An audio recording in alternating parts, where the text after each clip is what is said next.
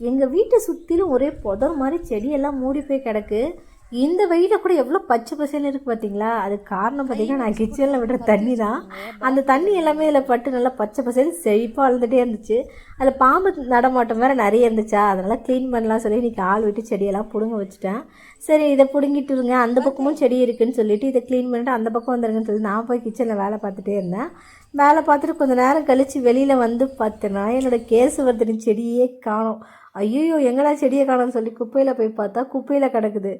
ஏன் இதை பிடுங்கினீங்க கேட்டீங்கன்னா பூண்டு செடி நினச்சி பிடிங்கிட்டோமான்னு சொல்லிட்டாரு. நல்ல வேலை நீங்கள் தப்பிச்சிங்க, எங்கள் வீட்டில் யாராவது பிடிங்கிருந்தீங்கன்னாங்க அவ்வளோதான்னு சொல்லிவிட்டு அந்த செடியை எடுத்துகிட்டு வந்து கொடுத்து திரும்ப புதைச்சி விடுங்கன்னு சொல்லிட்டேன்.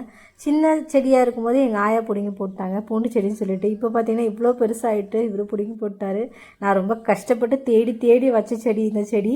எனக்கு ஏற்கனவே ஹேர் ரொம்ப ஃபால் ஆகுது. இதுக்கப்புறம் இதையாவது போட்டு நம்ம வந்து ஹேரை வந்து நல்லா வந்து திக்காக கொண்டு வரலான்னு ட்ரை பண்ணிட்டு இருக்கிற டைமில் பார்த்திங்கன்னா செடியே வந்து காலி பண்ணிட்டாங்க. அதுக்கப்புறம் பார்த்திங்கன்னா ஒரு வழியாக எல்லாமே க்ளீன் பண்ணியாச்சு. ஆனால் எனக்கு ரொம்ப மனசு கஷ்டமாக தான் இருந்துச்சு. என்னடா செடி வளருமா திரும்ப அப்படின்னு சொல்லிட்டு பார்ப்போம்.